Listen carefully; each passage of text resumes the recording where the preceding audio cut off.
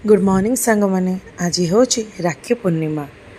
राखी केवल एक सूता नुहे, यह भाई भौणीर अतुट भल पाइबा और विश्वासर बंधन। सूताटी छोट किंतु एथिरे लुचिकी भाई भौणीर सारा जीवनर भल पाइबा। तो आपण समस्त को राखी पूर्णिमार हार्दिक शुभकामना। तो ये काली मु बाहर जाइए कि राखी किणिकी आनली, तो फूल किसी किणी पार्लिनी। ये पाखे जी फूल थी से आनी ठाकुर पूजा करनेली। ये ठाकुर किसी राखी आनी ताको बांधीदेली आ छुआ मानी। ये मु सका ब्रेकफास्ट बनई डालमा आउ चकुली पिठा ये बाटापी रखिदे। तो ये देखु बो कि जिनस आणिक सका जाते राखी बांधापी। तो ये छतु जोटा मिलला एठू। तापर ये देखो तो केते सुंदर है कखार फूल। तो ये लंच रे बनब आज। तो ये बो मो हाथ में राखी बांधी देइछन्ती। तो ये चली मो राखी टी प्रिपरेशन करदेवी, कारण पिला हाथ में भी बांधबार अच्छे। ये जी जमी राखी सब पठे सब दी भाई मिसिकी बांधबार लगी। ये रीत तार भाई हाथ में डुगु हाथ में बांधी दौचे। तो डुगु ये देखो तो भाई हाथ में राखी बांधी दब। तो दी जनकर एमती राखी पूर्णिमा चली, कारण भौणी तो नहीं, भौणी पाखे भी कहीं ना। तो दी जन को राखी बांधिकी राखी पूर्णिमा मनइले। देखो ये मुझे दी जनकर आरती भी करदे।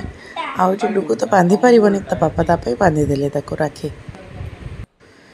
तापर रीत ये जिद करता कि पापा मु तुमको बांधि से काली निश्चय निजे आणिक आसला राखी।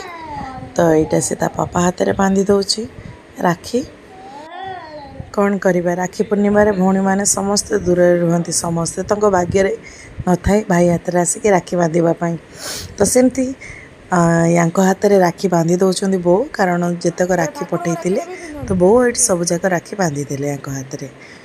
तो ये पिला हाथ में भी राखी बो बांधिदेले। सतरे जीवन में केते संपर्क आसे जाए, किंतु भाई भौणीर संपर्क सब बड़े हृदय रही थाए। सत कहली ना, सेमती राखी तो बांधि देने दी जन जाक। राखी बांधिकी आरती भी हो गला दी जनकर। ये कहली देखल केतेटा राखी बांध। तो नाई नाई कहीकि 5-6टा राखी बांधे। तो ये राखी बंधा सरीगला। दी जन देखते केमती आशीर्वाद नौकरी। तो मु कहली राखी बांधिल मोटा मिठा कहीं करनी। तो पेड़ा खोईकी राखी पूर्णिमा हो गला आमर। तो ये मुझे ब्रेकफास्ट करने को बसीगली, कारण आसिक होगला 11टा, मत भोक लगे। तो पड़ोसी पाखे थे झी आसिक राखी बांधिले दी भाई को। तो ये मिठा भी खुई दौरान झी।